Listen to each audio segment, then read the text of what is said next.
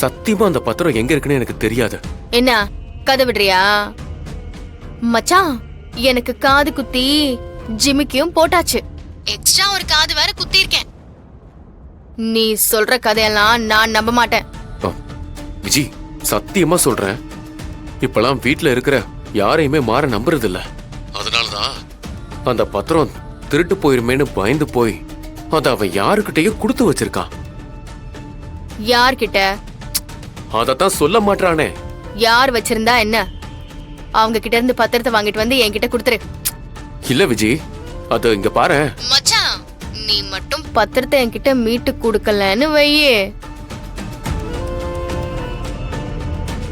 உன் கதைய mic set போட்டு வில்லு பாட்டு பாடுற மாதிரி ஊரெல்லாம் பாடிடுவேன். ஐயோ வேணா விஜி, வேணா விஜி, அவசரப்பட்டு அப்படிலாம் இதுவும் பண்ணிடாத. சரி மச்சான், டாக்குமெண்ட் எடுத்துட்டு எனக்கு கால் பண்ணு. இன்றே டவுன்லோட் செய்து உங்கள் ஃபேவரட் ஷோக்களை என்ஜாய் பண்ணுங்க.